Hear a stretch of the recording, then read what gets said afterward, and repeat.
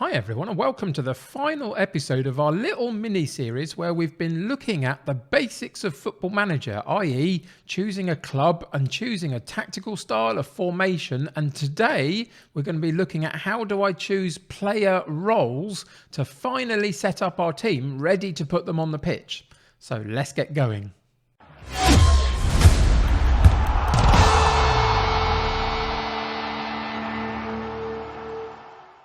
So just before we look at player roles today, let's just recap a little bit of what we've looked at so far, just to give you a clear picture. So in the first episode, we looked at how do I choose a club to manage in Football Manager? And the simple answer was there is no right or wrong answer to this.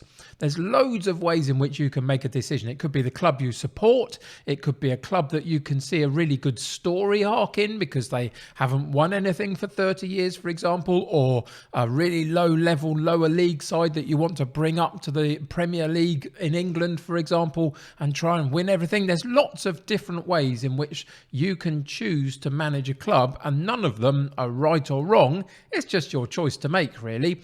The second episode, we looked at how do I choose a tactical style to play? And there were three choices we looked at in this one. The first one was replicating what the real life club do. If you're going to play as Manchester City, maybe you want a high pressing game. If you want to play as Manchester United, maybe you want to counter-attack in terms of your tactical style. And that was the first of our three options because you're looking at what the real life club does. The second option in that context was, what is my personal preference? What is my footballing philosophy? How do I like the game to be played, and try and implement that? And that could be all number of things. Are you a defensive-minded coach that doesn't like to concede goals? Or are you completely gung-ho and trying to attack all the time and get a bucket load of goals more so than the opposition do? That's your tactical style, your footballing philosophy, and therefore it becomes your choice to try and implement that into your club. And the third choice that we looked at whilst looking at tactical styles was letting the players decide, not in terms of player revolts and having an opinion on what you do, but informing you by what their skill levels are and how they best fit into a tactical style. There's no point in trying to play a long ball game, a route one game, if your main striker that you use is really, really short and has got no strength and no heading ability, for example. So those sorts of things, the players can potentially inform you as to how you play. So those were the three things that we looked at in terms of choosing a tactical style. So the following episode, we looked at how do I choose a formation in Football Manager, and that was informed by the tactical style that we'd got already. There's no point in playing route one if you're not going to play any strikers, for example, so you've got to match those up. So the first thing, on top of all of the other things that we've already looked at, the other things that inform the decision on formations was, firstly, does it make sense? I.e., are you playing route one without a striker, for example? Are you playing a gegenpress but only playing one up top and nobody in the attacking midfield line to pin in the opposition? Those types of questions. Does your formation make sense to the style of play that you want to instill in your tactical style? And the second thing that informed us on what formation we were going to use was, are we pushing the boundaries a little bit? Are we pushing it to the point where the opposition have to figure you out a little bit? If you're going to play a flat 4-4-2 and you're going to play wing play, then the opposition won't take too long to figure out how you're playing and how they can potentially stop you. So are you pushing the boundaries just a little bit within the confines of making sense and letting your original decisions about how to choose your tactical style play out? But are you pushing those boundaries? And all of those things have led us to the point now where we are ready to put in two things: player positions and player roles. So what's the difference between the two? All the way through this series, I've been pushing us towards the point where we can put a team together in my preferred tactical setup. This was my choice to make. I chose the club. I then chose to go down my own tactical route, my own footballing philosophy. And my footballing philosophy is in the vertical tiki-taka style. So it's a fairly short passing game, but it's working back and forth rather than side to side. So there's always penetration towards the attacking end of the pitch. And we're always going to be on a slightly more attacking sort of mentality. And I paired that with my favorite formation, which is this asymmetric style, which means that if you're moving up and down the pitch in terms of your tactical style, you've got all of the bases covered up, all of the lines of the pitch to use.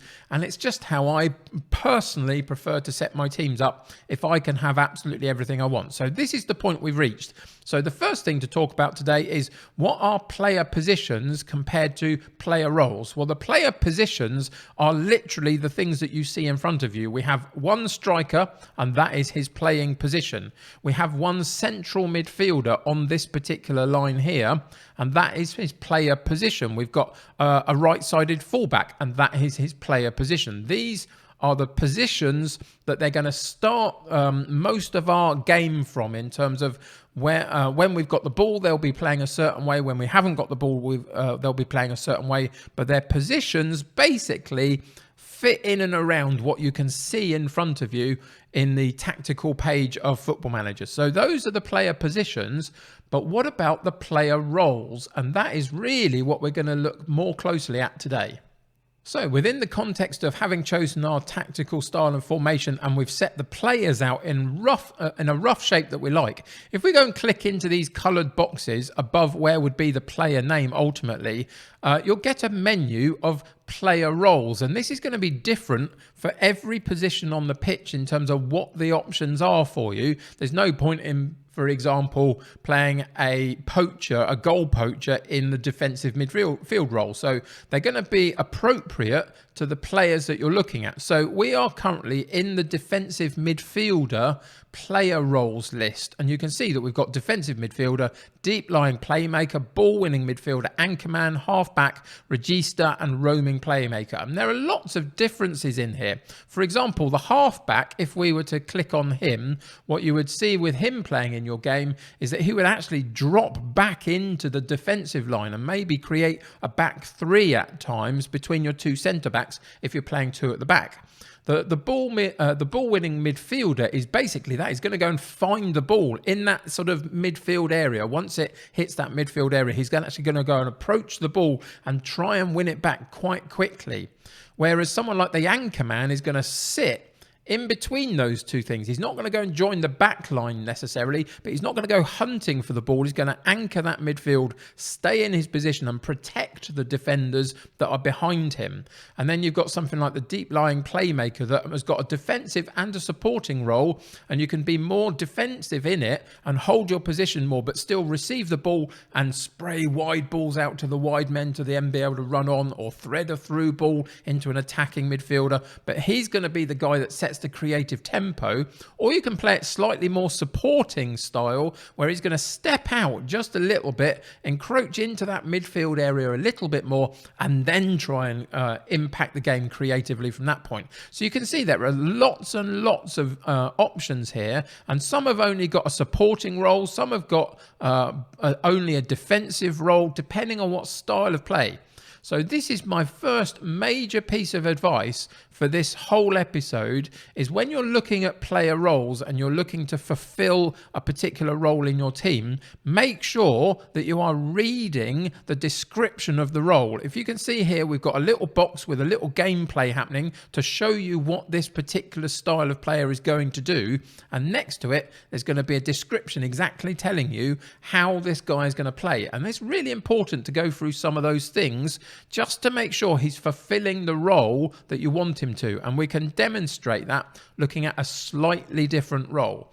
So if we go into the striking role, and as I've set this up, this is quite a basic setup for my style of play in the vertical tiki-taka. What I've got is I've got two central defenders, one that's more covering and is going to sort of sit back a little bit and fill the gaps, and one that is just more defensive minded and is going to go and find the ball a little bit, but not totally going out to find it, just in his area. So those are my two central defenders.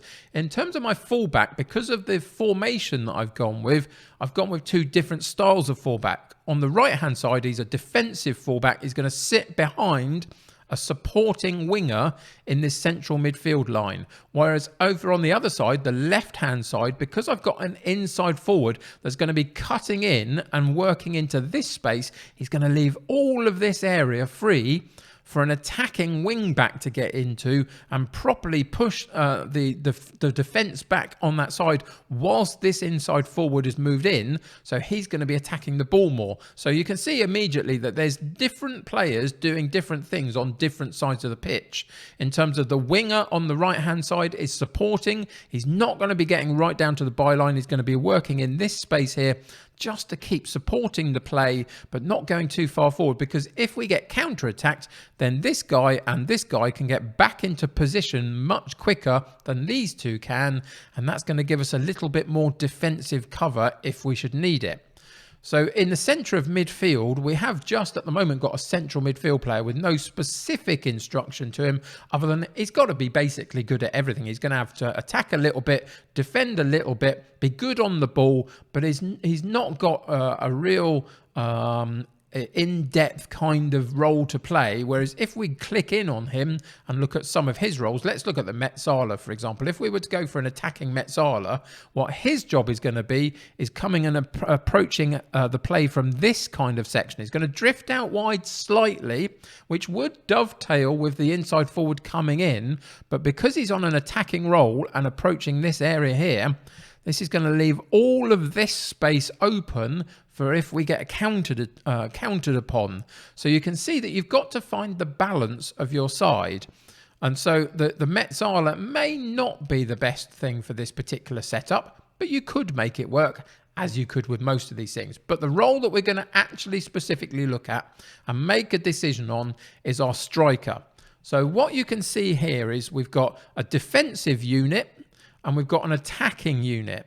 What you don't want is all of these players, all of these 5 players, for example, all on attacking mentality, because that will leave huge space behind them, or all of them on a defensive duty, because they won't interact with the play further up the pitch. So through the side, we've got a balance. We've got an attacking fullback and a defensive one. We've got a supporting winger and an attacking one. We've got a defensive, supporting and attacking midfielders in the trio there. So what do we want our striker to do?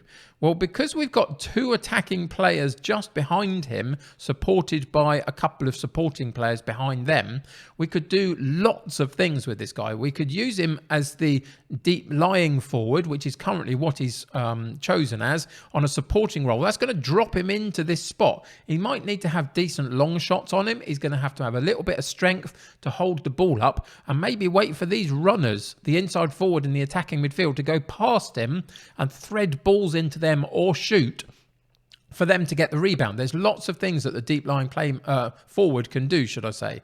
If we go and have a look in on his menu, there are loads of things we could do. We could put him on an attacking role as a poacher. That pushes him right into the box, right onto the penalty spot and further up, which means that these 3 are all going to be going towards the goal, and there's going to be no subtlety in their play. Once we get it past this point, the only thing we're trying to do is get it to one of these 3 to have a shot at goal.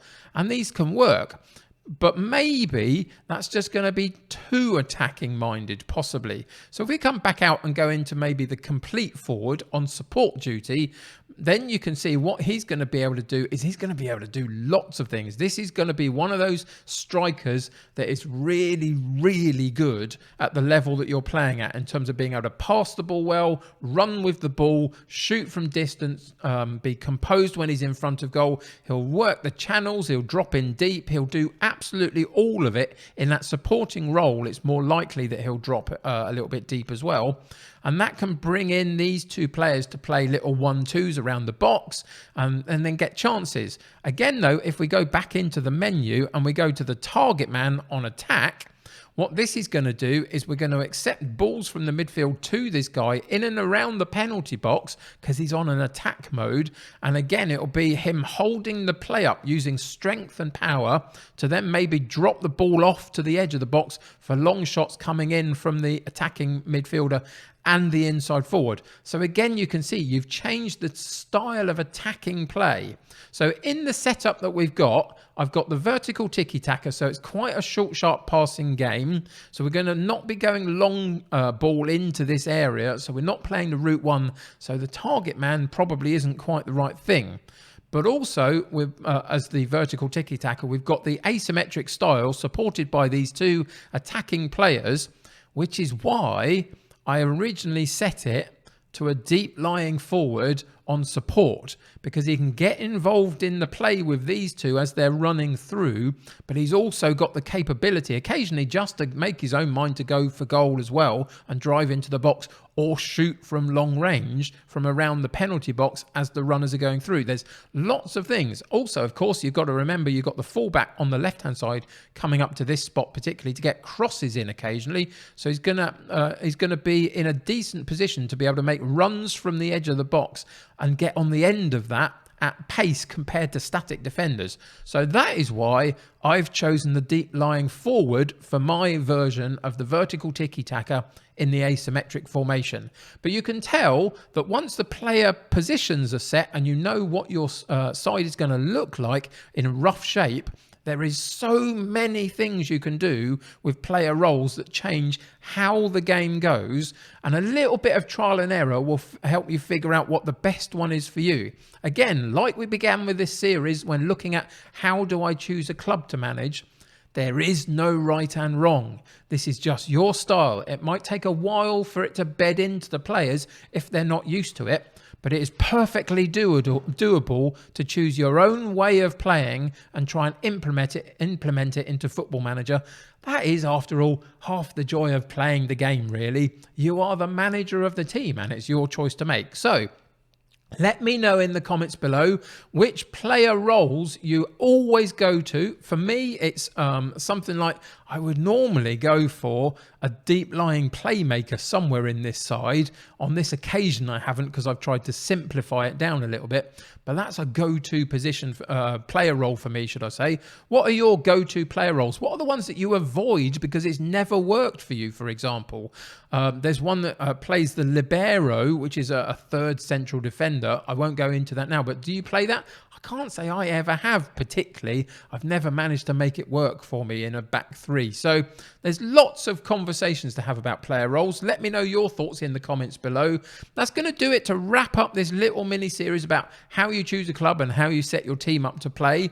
Let me know how you're getting on, if you've been able to learn anything from this, gain anything from this, and install it into your own game. Has it helped you at the beginning stages of playing your latest save in Football Manager? Let me know all of that in the comments below. Thank you for joining me for this particular series.